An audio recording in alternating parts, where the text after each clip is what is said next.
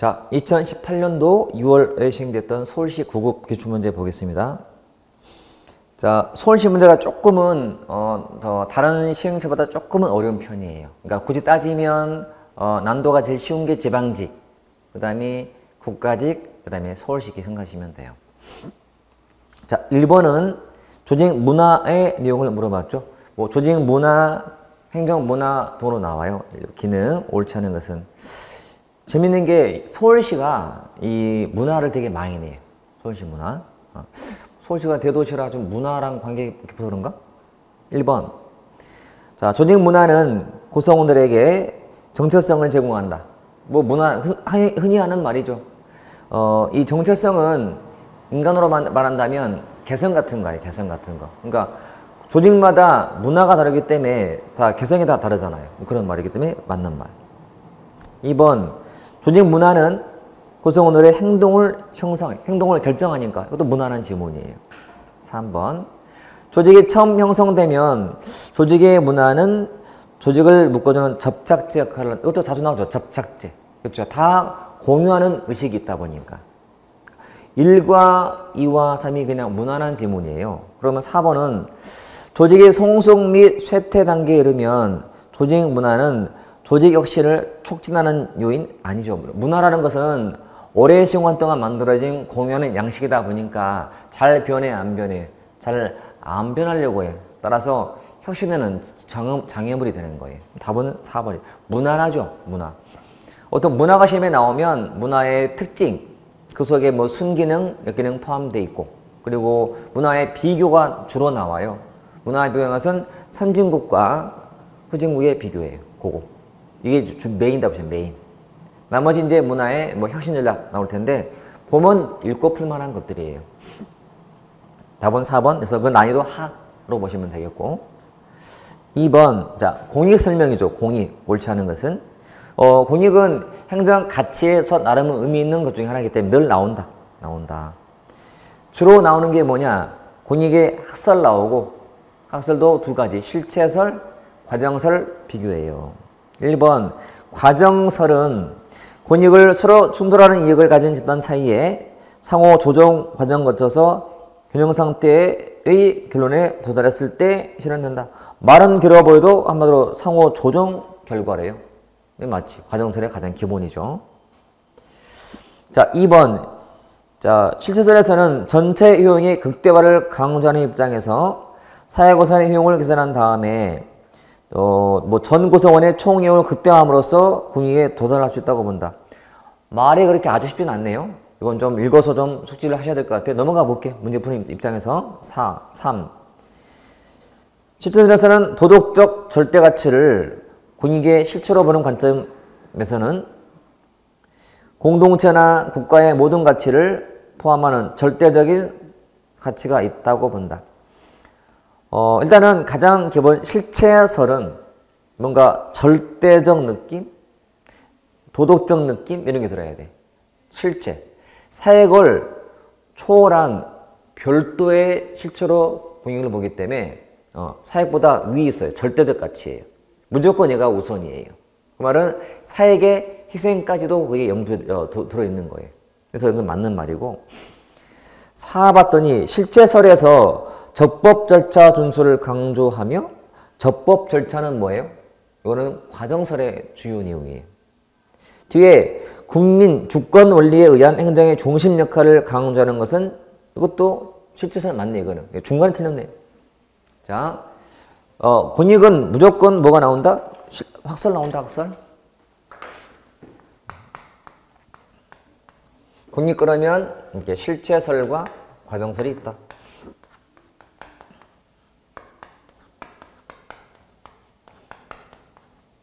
기본 개념은 자, 공익이란 사역을 초월한 별도의 실체. 사역을 초월해 있고 사역을 초월해서 별도로 존재하는 게 공익이다 라고 보는 입장이고, 여러분 공익이란 사역의 총합이다라고 봐요. 이렇게. 과정설. 과정이기 때문에 과정, 절차, 적법 절차를 중시해. 이 절차 속에 여러 가지 타협, 조정 이런 과정이 들어가 있는 거예요. 여러분 초월하기 때문에 그런 게 따로 없어요. 그냥 무조건 분위기 옳기 때문에 절대적이야. 초월했다. 절대적이다. 절대적. 뭐 전체를 강조하는 전체주의야. 전체주의. 전체주의. 뭔가 마땅히 그래야 돼요. 규범적이에요. 굉장히 적극적이야. 적극적이고 그다음에 중심 역할을 해요. 근데 요 가정설은 다운주의 사회이기 때문에 행정이 하는 것은 조종자밖에 안 돼요. 조종자 역할. 이렇게. 적극, 중심적, 조종자 역할. 다운주의, 전체주의 이렇게 보시면 되고. 우리 모든 수험서에는 이 분위기 자세히 다 설명이 되어 있고 암기로 하는 게 아니고 보고 다 여러분이 공감하셔야 돼. 그래야 어떤 말이 나와도 풀 수 있기 때문에. 자, 이 문제도 나름은 괜찮은 문제예요. 왜냐면 문제의 형식도 그렇고 주제도 잘 골랐고 그다음에 함정단합 파놨고. 그러니까 1과 뭐 3은 쉬운 말이고요. 그다음에 4를 보고 뭐 답은 쉽게 나오는 거고 단지 2번은 멈칫하게 만든 거예요. 좀 해석이 좀 어렵게 만들어 놨기 때문에. 자, 이건 난이도는 하에 포함된다 보시면 돼. 시험장 가서 최소한 공부할 사람들은 이건 다 이만큼 알기 때문에 웬만큼 정답에 접근 가능한 그런 문제였어요. 3번 문제. 행정 이념의 이제 복합이죠. 옳지 않은 것은. 1번은 맞죠. 디목. 디목하면 떠오르는 단어가 사회적 능률. 이거는 이제 약간 인간적인 능력을 말할 때 쓰는 말이. 목적 가치인 인간 이렇게 나오죠. 인간. 자, 2번도 봤더니 1930년대가 어떤 이론이 나온 시기죠? 이론 따지면 인간관계론 때. 그리고 이건 행정학에서 경영학에서 나오는 사기업 이론이고 그 당시에 나왔던 행정이론은 통치기능설, 신고정기 행정학이에요. 그때는 중요했던 가치가 사회적 능률 이퀄 민주성이에요. 그래서 민주성이 나온 거예요. 통치기능설은 뭐였어요? 정청정 일원론. 행정이 통치기능하기 때문에. 맞는 말 다 나오죠, 거기. 이거는 이제 배경을 알아야 돼. 그러니까 평상시에 늘 강조했잖아요. 다른 거 필요 없이 행정학은 꼭 필요한 시기가 19세기 말 그리고 1930년대. 그거 꼭 기억하셔야 돼. 그거. 3. 효과성은 수단적, 과정적 측면에 중점을 두는 반면 능률은 목표의 달성도 쉽잖아요. 답이 엄청 쉬워요. 목표의 달성의 뜻은 뭐예요? 효과성이에요. 그치? 그러니까 바뀌어야 맞지. 자, 능률성의 뜻이 뭐냐면 투입 대 산출의 비율이에요. 투입 대비 산출의 비율. 이게 능률이고요. 능률성 또는 효율성이라고 하죠. 산출이 가져오는 요 결과나 성과가 효과성이에요. 그래서 둘의 관계는 부합 관계예요. 또는 같은 방향이에요. 이렇게 같은 방향, 동일 방향, 부합한다. 이가 과정이고요. 결과예요. 결과, 목표 달성이에요. 수단, 목적, 과정, 결과 이런 관계로 보시면 돼. 이게 양적, 더 질적, 목적이니까 이렇게 관계 볼 때는. 그다음에 뭐 4번도 무난하게 맞는 말이고. 지문은 긴데 답은 쉬운. 정말 얼마만큼 기본기가 중요한지를 묻는 전형적인 문제. 다른 거 길고 어려워도 딱 하나. 효과성, 뜻은 목표 달성도 끝. 난이도 하. 이렇게 보시면 되죠. 자, 4번은 이론의 유형을 발달순으로 옳게 나열한 것은. 자, 봐요. 제가 늘 강의할 때 어떻게 암기시켰나요? 우리 이론, 과인행, 생체, 비발, 신현비. 제가 이렇게 강의한 지가 벌써 십몇 년 됐단 말이에요. 그러면 자, 과학적 관리론, 인간관계론, 행태론, 그리고 생태론, 체제론, 비교행정론, 발전행정론, 친행정론, 현상 등이 신현비까지 이렇게 나와. 비판할까지. 그러면 그 중에서 과인 나오죠. 과인. 그러면 니은 디귿. 니은이 디귿 앞에 와야 돼. 니은 디귿 일단. 그러면 답이 바로 2밖에 없는데? 답이 2번이네. 얼마나 쉬워. 그 다음에 체제론 나오고 체제가 기억. 신제도는 저 뒤에 나와. 저 뒤에. 신제도는 이렇게. 또 한 번 보람을 느끼는 순간. 제가 이렇게 강의했던 게 쉽게 먹혔구나. 아마 대한민국에서 이렇게 순서 정해서 하는 사람 나밖에 없을 거예요. 또 암까지 시키는 건 나밖에 없을 거예요. 이렇게. 예? 과인행, 생체, 비발, 신현비라고 했던 거. 그 다음 뭐 공공선택론, 그 다음에 신제도론. 다 이게 시대순이거든. 시대순. 이렇게. 난이도 하. 저한테는 하. 공부 안 한 사람은 또 어려울 수 있겠지만 너무나 쉽게 풀릴 수 있는 그런 문제였어요. 자, 5번. 봤더니 주요 이론들이네요. 복합적으로. 신공공관리론, 그다음에 탈신공공관리론, 피터스의 뉴 거버넌스 모형 등 나와요. 그러면 옳지 않은 거니까. 1번은 지문은 긴데 맞죠. 함정이 있다.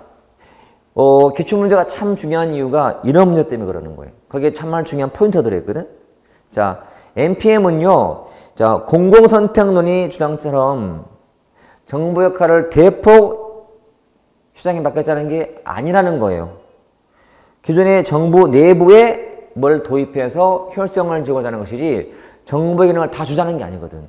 중요한 논리야. 여러분 지문에서 나올 때 만약에 공공선택론은 정부의 역할을 대폭 시장에 맡기자는 입장이다. OX? 오, 얼마나 중요한 지문이냐고요. NPM은 그거 아닌 건데 주의하셔야 돼요. 중요한 아주 좋은 지문이에요. 자, 2번 포스트 NPM은 자, 신공공관리의 역기능을 조정하는 게 목적이에요. 여러분 제가 뭘 했어요? 탈을 NPM 시험에 나온다. 이 문제가 그래서 제가 강조해왔던 것이 2018년도에는 두 번 나왔어. 국회 8급 나오고 이거 나오고. 그러면 NPM에 대한 보완이에요. 보완. 그래서 통치 역량 강화, 구조의 통합을 통한 분절화의 축소거든. 축소. 재집권과 재규제를 하자는 것이고 뒤는 맞아. 정책적 역량 강화는 맞지만 2번이 틀린 게 되게 많아요. 답은 2번 가면 돼. 피터스는 당연히 그냥 막연하게 그냥 네 가지만 해놨. 시장, 참여, 유연, 조통 이런 제시만 해놨고. 그 다음에 4번도 NPM과 비교죠. 뉴거버넌스의 비교. 시장, 결과, 방향, 기업과 경쟁이라면 연계망, 신뢰, 방향, 기업 비교해놨고. 틀린 게 하나도 없어요. 자, 공부를 조금이라도 했다는 전제하에 5번은 난이도 하야. 이거 틀린 사람이 있다? 곤란해. 그러니까 반성을 많이 해야 돼. 우리 흔히 하는 말, 통렬한 반성과 통렬한 비판을 받아 마땅한 문제, 틀렸다면 5번은. 그만큼 기본적인 문제거든. 중요하기도 하고. 6번, 자, 포스트 모더니즘, 옳지 않은 것. 자, 맥락 의존적 진리를 거부해? 아닌데, 맥락 의존적 있네? 답이 바로 나왔다. 자, 대상화를 거부, 그 다음에 고유한 이론의 거부, 지배를 하는 권력을 거부. 이거는 기본기가 또 얼마나 중요한지. 이 포스트 모더니즘은 적어도 모더니즘인 현대주의 또는 근대주의 또는 산업주의를 비판하는 이론인데 포스트니까 포스트. 그 대표적인 내용이 진리의 기준이 맥락 의존적이라는 말이 가장 많이 나오거든. 기본이기도 하고. 1번 알면은 밑에가 아무런 의미가 없는 거예요. 안 봐도 관계없어요. 근데 1번을 몰라버리면 어려워요. 타자의 대상을 거부한다고? 고유한 이론을 거부한다고? 이렇게. 다 맞는 말이에요, 여러분. 산업주의라는 것은 기본이 산업혁명을 전제하는 거예요. 그래서 합리주의, 과학주의, 기술주의가 가장 기본이다 보니까 기본적으로 이성 중심의 인간의 어떤 표준화된 틀에 갖추는 그런 시대였어요. 이걸 비판하는 게 이거거든. 그러니까 절대란 느낌이 있으면 안 돼. 항상 상대적 세계관이야. 상대주의다. 그게 뭐야? 맥락에 따라 다르다. 맥락 의존적이 돼야 되거든. 답 1번인 것이고. 우리가 기출을 푸는 이유는요, 여러분, 단순하게 정답 확인하는 게 아니잖아요. 우리는 이 문제를 통해서 이런 게 나오는구나, 이렇게 문제가 만들어지는구나를 여러분이 얻어가셔야 돼. 답 보는 거야. 해설 자세히 달아놨잖아요. 정말 자세히 달아놨잖아요. 보면 다 알 수 있지만 그거보다는 이 문제를 통해서 이렇게 나오는 거야? 이렇게 나오는 거야? 이렇게 자꾸 문제 만드는 패턴도 이해하시고 앞으로 대비하자는 거예요. 이런 문제가 이제 지문상 나왔다면 다음에는 문제가 될 거거든. 그러니까 준비하자는 것을 보는 거예요. 특히 최신 문제는 그래서 더 중요한 거예요. 앞으로의 방향을 보여주기 때문에. 그리고 느껴보셔야 돼. 기본기가 중요하구나. 공부하시면서 이 두꺼운 책의 내용을 다 아는 게 힘들어요. 문제 풀 때 다 필요한 게 아니에요. 10가지의 특징이 있다 하더라도 다 대충 아는 건 의미 없다 했잖아요. 몇 가지를 알아도 정확히 한다면 이 정확히 아는 것에 지문이 나와요. 그러면 나머지를 모르더라도 1번은 아는데 이 선사를 잘 모르겠어. 기억도 안 나. 근데 1번은 확실하게 내가 아는 거야. 근데 지문이 틀리게 나서 답인 거예요. 그러면 되는 거거든. 그런 것들을 문제 풀면서 느껴봐야 돼요. 아, 내가 아는 게 이거밖에 없는데 이걸로 풀리네? 그러면 아는 것만 믿고 가면 되는 거예요. 대신에 확실하게 하는 거죠. 확실하게. 정말 좋은 방법이니까 이걸 꼭 취하셔야 돼요. 7번 문제. 자, 정책 유형으로 옳지 않은 것은? 자, 로이가 한 말이죠. 정책의 유형에 따라서 결정, 집행이 달라진다. 다 맞는 말이에요. 근데 이것도 책에는 들어있지만 자주는 안 보는 거거든. 보통 정책의 유형 그러면 다 사례만 알지 특징 몇 개 알지 이렇게 자세는 안 보거든. 근데 이것도 기출 문제가 몇 개 있단 말이에요. 그러니까 이 문제 풀 때도 봤던 거네 연상에 들어야지 처음 봤네 그러면 안 돼요. 2번도 마찬가지인데 로이는 분리할 때 배분 또는 분배, 구성, 규제, 지음변 맞아. 근데 이걸 분리했던 기준이 강제력 형사 방법과 강제력 적용 영역 두 가지로 구분했거든. 강제력 형사 방법 적용 영역으로. 그래서 분배, 재분배, 규제, 구성 이렇게 해놨거든. 물론 해설 참고하시면 되고. 자, 밑에 3과 4를 몰라도 전혀 관계 없어요. 제가 정말 막 답답하니 막 보여주고 싶은데 2018년 대비 문제풀이 할 때 제가 그랬어요. 로이 문제가 이제 나올 때는 그 박스에 불려 틀려 나올 거다. 제가 2017년도에 했던 동영모사가 다 증거물로 다 있어요. 증거물로. 그러면 그 문제 속에는 제가 문제 한 개 있어요. 이렇게 로이가 분류한 정책 유형 중 자, 강제력의 적용 대상은 개인이고 형사 방식은 직접이다. 뭐냐? 이렇게 물어봤어. 그게 규제거든? 이미 문제 한 거예요. 이거 몰라보니면 굉장히 어려운 문제, 이거는. 1번도 애매하고. 사실, 다 그렇잖아요. 근데 2번이 확실하거든. 답은 골라가셔야 돼요. 제가 다 물어봤지만 7번을 쉽다고 한 사람은 거의 없었어요. 대신 정확히 한 사람들은, 나중에 보이는, 그러면 자, 비용 부담 주체가 소수 집중 다수 분산 이거 언제 나오는 거예요? 이거는 윌슨의 규제정치 이론 때 나오잖아. 그게 또 떠올라야 돼요. 갑자기 웬 윌슨이야? 로인데 지금 이게 나와야죠. 자, 8번. 그 7번의 난도는 사실은 중 정도가 돼요. 중 물으면 상도 돼요. 당연히 알면 하겠지만 이거는 정말 아주 합격을 결정질 수 있는 좋은 문제가 되는 거지. 왜? 상중하 다 되거든. 이런 문제는. 8번은 봤더니 헌터, 무사결정, 다운론, 신다운론. 즉 얘는 정책 의제 설정 이론이고 정책 어떤 권력에 대한 정책 결정의 권력 모형이야 지금. 그러니까 정책 과정을 누가 주도할까 문제거든. 자, 옳지 않은 거. 헌터가 뭐 연구했어요? 명성접근법. 그렇죠? 지역사회 연구를 통해서 자 헌터의 명성접근법은 애틀랜타 시 연구한 지역 연구한거였어요. 근데 응집력과 동료식이 강하고 협력적인 정치 엘리트들이 지역사회를 지배한다. 헌터의 이론은 물론 이제 잘 보면 정치적 엘리트들이 응집력, 동료식이 강하다 그 말도 좀 틀린 것처럼 보여요. 물론 정치 엘리트가 틀린 말이지만 이건 현재 우리가 정치라기보다는 이제 우리 행정 관련된 엘리트 개념들이 하다 보니까 좀 그것도 있고 또 엘리트란 자체가 약간 자기 이익을 추구하는 게 강해서 협력 아닌 것 같아. 동질도 좀 다른 것 같아. 물론 엘리트의 기본 입장은 동질적이라는 말 쓰긴 써요. 근데 이제 정치기 때문에 정치 엘리트는 좀 다르다고 보거든. 이거는 좀 어려울 수 있어요. 넘어가 봐볼게. 무사결정 봤더니 권력 가진 사람한테 불리하거나 불안정하지 않는 이슈는 논의 못하게 봉쇄. 이건 확실하게 맞는 거야. 다원론, 엘리트가 분야별로 이건 맞는 말, 정확히 맞는 말. 다 우리가 평소에 하는 얘기들이. 신다원주의는 다원주의의 보완책인데 경쟁은 중요해, 인정해. 하지만 동등성 개념을 수행했어요. 그러니까 신다원주의는 정부가 중립자가 아님을 인정하는 거거든. 그러니까 어디에 특권 줄 수 있다는 입장이다 보니까 다른 집단보다도 강력한 권력 있다고 보기 때문에 이것도 맞아. 결국은 1밖에 안 남아 있어요. 이 문제는 상이야, 상. 답이 잘 안 보일 수 있어요. 상이다. 다른 거 정확히 알아야만 제거돼서 풀리거든. 이 문제는 2와 3은 제거가 될 거예요. 이제 1과 4가 남고 4가 뭔지가 애매하고 4를 모르면 1도 안 보여. 4가 보이면 1 남아있지만 답이. 그래서 좀 어려운 문제다. 상. 9번은 자 정책 평가 문제. 평가로 옳지 않은 것은 총괄평가죠. 종료 후에 효과를 알아보는 거 맞아요. 메타평가는 위에서 하는 거예요. 상위평가, 근본평가, 3자평가예요. 그래서 평가 자체를 평가하는 거예요. 맞아. 근데 3.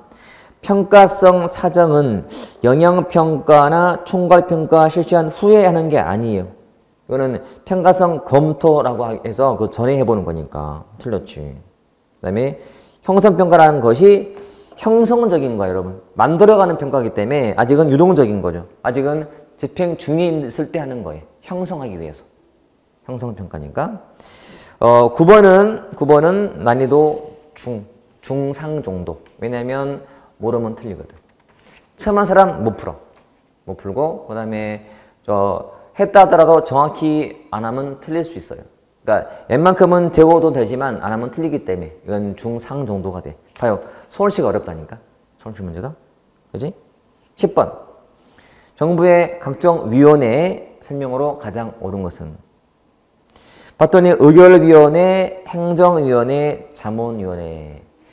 2018년도 서울시 구급 문제는요. 그 전에 나왔던 2017년도에 나왔던 게 또 나온 거예요.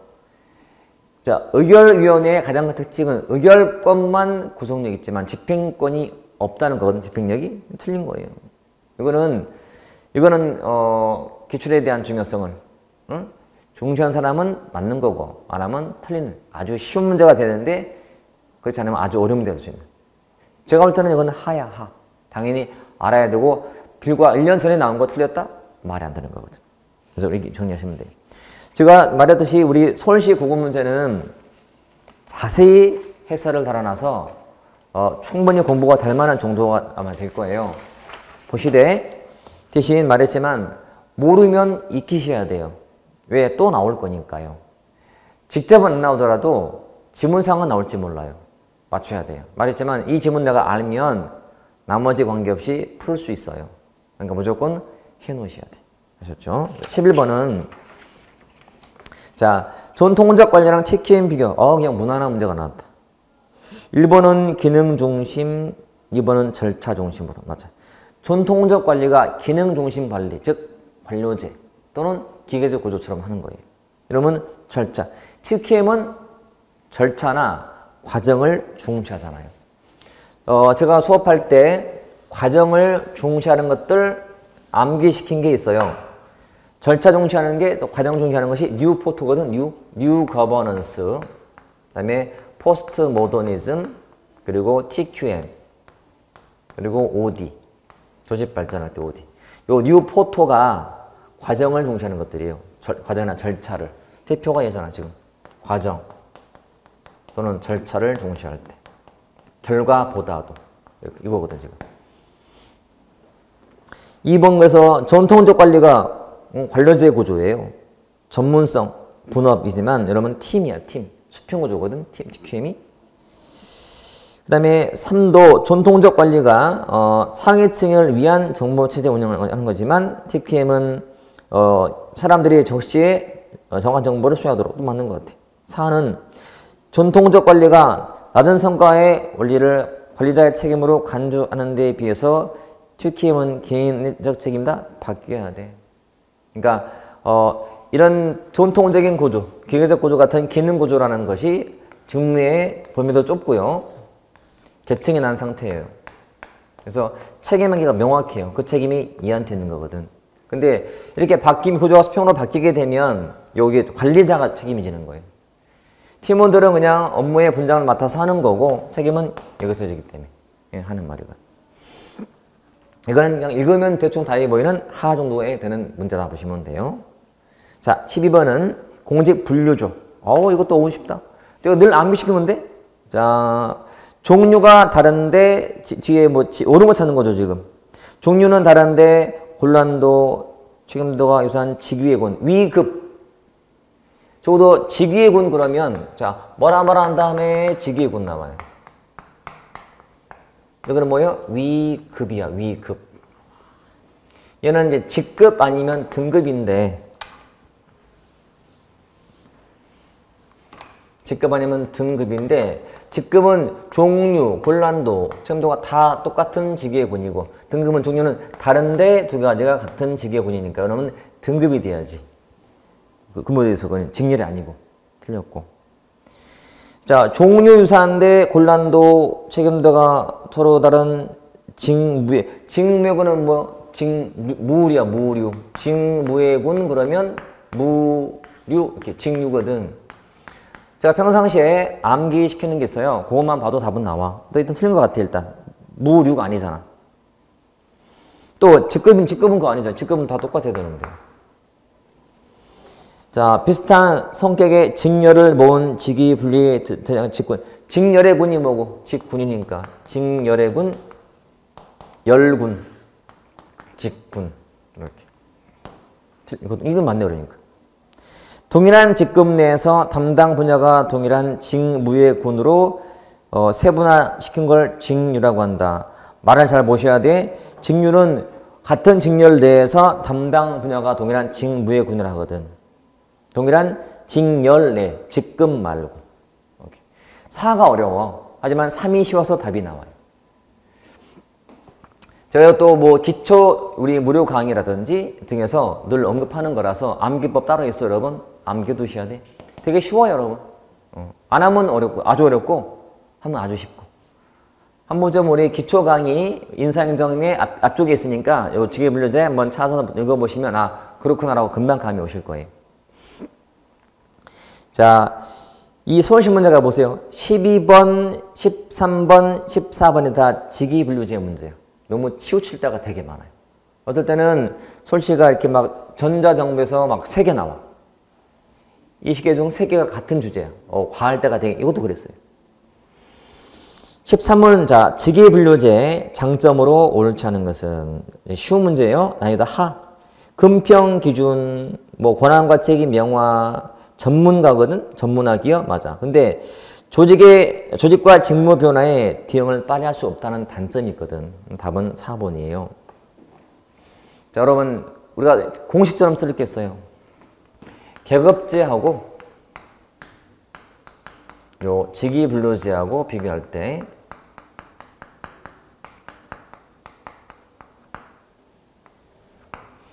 얘는 그냥 무조건 폐쇄형이야. 폐쇄형, 요놈은 개방형. 얘가 일반가주의고 전문가주의고. 요게 요 신무부장이 돼 당연히. 그래서 직업 공무원제의 확립에 도움이 돼요. 여러분 독립이 안 되고. 그리고 여러분 일반가라는 것이 항상 어떤 변화에 빠른 대응이 가능해서요. 전문가라는 거는 그 직만 가능하기 때문에 직무 변화에 빠른 대응할 수가 없어요. 우리 직장 내에 새로운 변화가 생겨서 일이 생겼어요. 근데 전문가 중에서는 쓸 수가 없어요. 근데 일반가는 돼. 일반가란 상식으로 한다는 주의거든. 그러니까 네가 좀 해. 이게 일반가예요. 그냥 기본 문제 이것도. 난이도 하. 자, 14번은 평가 방법 중 점수법 설명으로 가장 옳은 것은 그랬죠. 자, 전체를 종합으로 판단해서 미리 정해놓은 등급 기준표하고 비교하면서 등급을 정한다. 자, 일단 등급표라는 것은 중요한 힌트가 있는데 표가 있으면 뭐죠? 적어도 절대평가라는 얘기잖아. 그런데 절대평가고 점수기 때문에 계량적 평가인데 이거 모르면 틀리겠다. 보세요.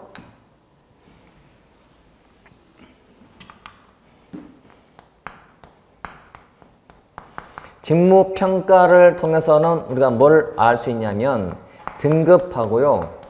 그다음에 직급을 정하는 거예요. 평가란 뭔가 급을 매기기 위한 거예요. 종류가 있는데 그게 평가 방법이 서열법, 분류법, 그리고 점수법, 그리고 요소비교법이 있어요. 자, 쪼개서 이렇게 쪼개서. 자, 이렇게 암기할게요. 앞에 따서 서분, 점료, 서분, 밑에는 점료.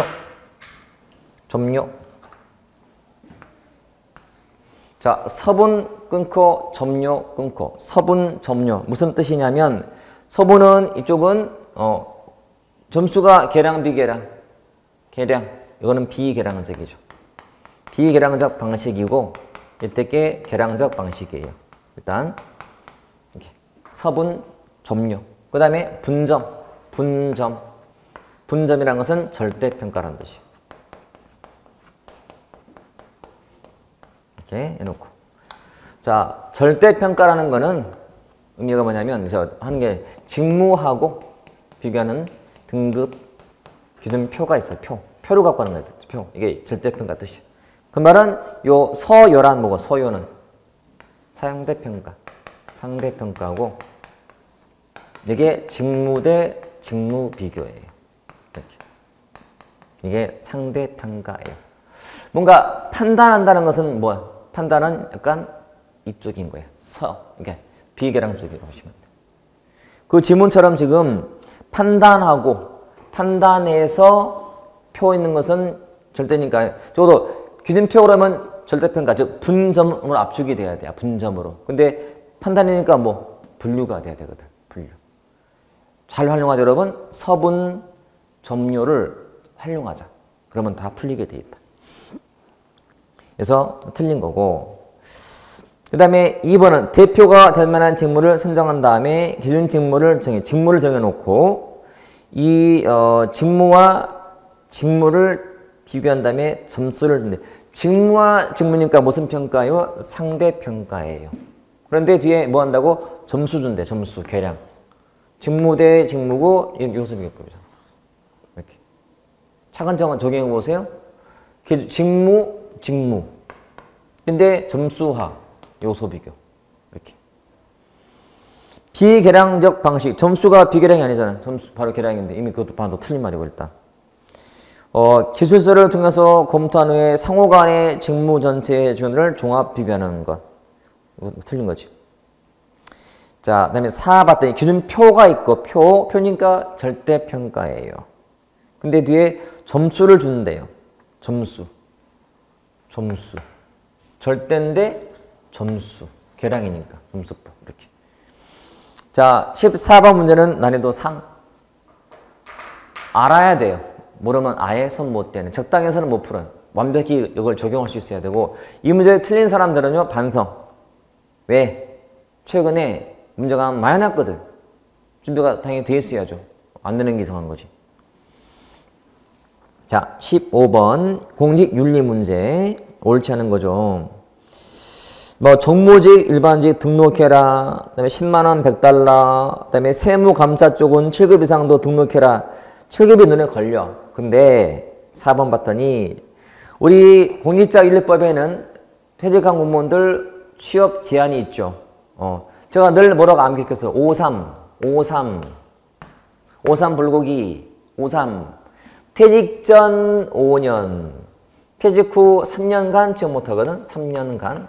그러니까 퇴직 전에 5년 동안 근무했던 관련 직종에 퇴직 후에 3년 동안 취업 못한단 말이에요. 내용이 뭐예요? 2년간? 아니, 3년간 못한다고. 다 몰라도 53 알면 풀려요. 대신 주의할 것은 퇴직 전 5년 동안 근무했던 곳, 퇴직 후 3년간인데 이거를 바꿔서 이렇게 할 때가 있어. 3년간 5년 동안이라고 말을 섞어낼 때 있단 말이에요. 그것만 주의하시면 돼요. 이거 틀렸다? 말이 안 돼요. 제 수업을 들어보세요. 혹시 내 옛날 수업 있으면 다 들어보세요. 내가 얼마나 강조를 많이 하는지. 그것도 53이라고. 53 그렇게. 16번은 자, 예산안과 법률안 비교죠. 옳지 않은 것은 법률은 거부권 행사 가능, 예산은 불가능. 맞아요. 예산으로는 법률의 개폐 불가능, 법으로는 변경 아니야. 서로 못해. 서로 어떻게 할 수가 없는 관계야. 이거는 기본 속성 바로 것이야. 그리고 원래 16번 문제 같은 예산과 법의 비교는 엄밀히 따지면 약간 7급 냄새가 나는 문제야. 왜냐하면 7급은 예산과 법을 많이 비교하거든요. 문제에서. 그 다음에 3도. 법과는 달리 예산안은 정부만이 편성하는 거예요. 법은 국회에서 하거든. 하지만 예산은 정부만 하기 때문에. 마찬가지 삭감은 심의 만도를 할 수 있어요. 하지만 돈이 없는 증액은 안 되거든. 워낙 많이 나온 지문. 자, 1, 3, 4가 너무 쉬워서 이거는 난이도 하. 3 모르면 중으로 올라가, 난도가. 하지만 그것도 알아야 될 지문이기 때문에. 공부를 처음 한 사람도 사회를 정확히 하는 사람들은 풀 수 있어요. 이거는. 하지만 희야 풀기 때문에 중은 돼야지. 17번은 회계제도 기대한 방식으로 바른 것은 그랬죠. 이 기업, 현금과 관계없이 발생된 시점이 발생주의. 대차 평균에 따라서 차변되면 이중, 복식, 부기. 문제에게 너무 쉬운데? 답이 2번. 그러니까 발생주의하고 이 복식, 부기의 기본 개는 묻는 거예요. 그러니까 얼마만큼 기본기에 충실한지를 묻는 문제. 18번은 자, 정부 통제를 내부와 외부 나눌 때 내부 통제 아닌 것은 그랬죠? 감찰 누가 하는 거예요? 감사원이 하겠지. 예산 통제는 예산은 기재부가 하겠죠. 인력 정원 그냥 행안부나 혁신처가 하겠지 뭐.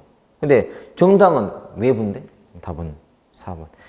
통제가 엄청 쉬운 거예요. 여러분. 쉽게 나온 거예요. 통제는 항상 외부, 내부 구분하고 그 안에 공식, 비공식 나와요.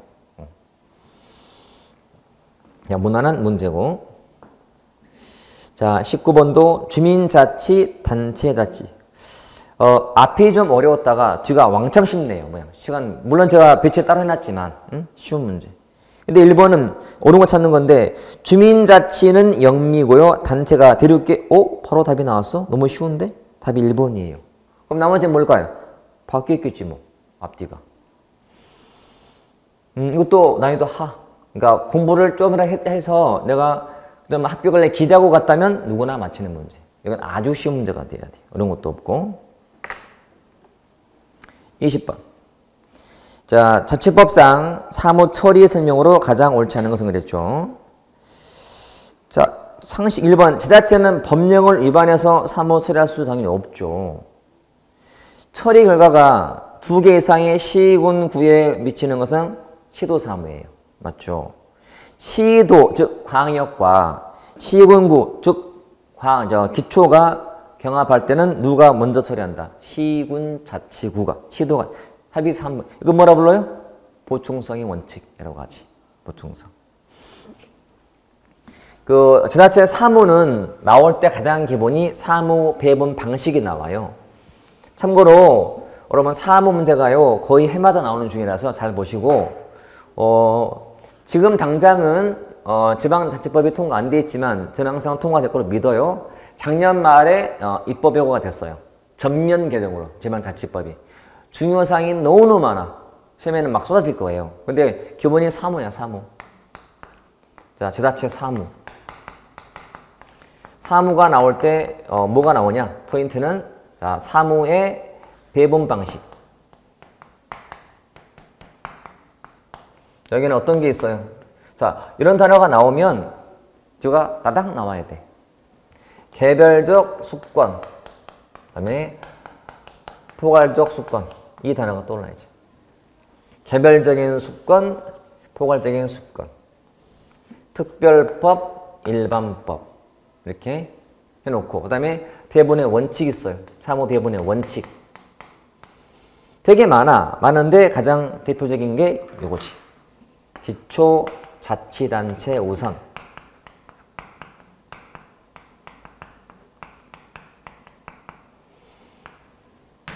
이게 그러니까 원래는 원칙이 사무는 불경합 원칙이야. 그러니까 사무를 배분할 때 처음부터 배분이 안 되게 해야 돼요.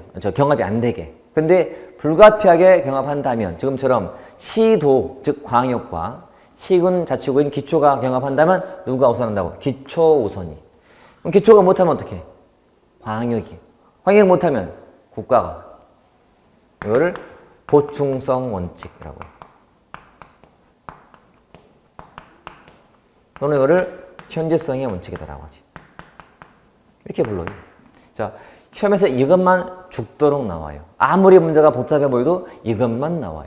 다른 것 따라서. 그러니까 법에는 뭐 국가가 처리할 사무, 법에 나와요. 국가 사무, 시도 사무 막 이렇게 나오거든. 시군 막 할 때. 외교, 이런 것들, 수급 정책, 물가 이런 거 다 이것에 해. 시도는 주로 뭐 시도가 경계가 걸쳐 있거나 국가와 기초를 뭐 연락하거나 조정할 때 한다고 법에 나와 있어요. 마찬가지 시군구 사무가 나와 있고. 우리는 사무를 배분할 때 법에는 이렇게 됐다. 포괄적 예시로 되어 있다. 포괄적 예시주의거든. 그러니까 넓게 예로 나와 있다는 말이지. 그리고 만약에 사무에 이제 나중에 사무의 종류가 나오거든. 자치사무, 단체위임 사무, 그리고 기관임 사무에 대해서 비교하는 것. 이렇게 포인트가 되어 있어요. 내용은 이게 제일 많고, 그 다음은 순서가 이해고, 그 다음은 이해고. 이렇게 보시면 돼. 이게 사무에 관련된 시험에 나오는 포인트예요. 포인트. 제가 서울시 해설을 했는데 항상 말씀드렸듯이 해설이 워낙 자세해서 뭐 다른 것은 의미는 없을 거예요. 저는 가능하면 이 문제의 의미 그리고 중요성 또는 어떻게 대비할지를 좀 언급을 하려고 노력했어요. 다음에 또 기회가 되고 또 기타 시험에 출제가 되면 또 제가 그때그때 우리 공드림 카페에 기출을 더 특강해서 올리겠습니다. 잘 참고하시고 다음 주에 답 찾는 강의는 필요 없으니까 답보다도 답을 만드는 그 과정 그리고 앞으로의 어떤 그 대비책 그리고 그 문제의 의미에 대해서 언급할 테니까 짧은 시간 내에 다 가능하니까 꼭 올라간다면 꼭 잘 들으시고 도움 되길 바랍니다. 그러면 다음에 또 다른 특강으로 뵙겠습니다. 네, 수고했습니다.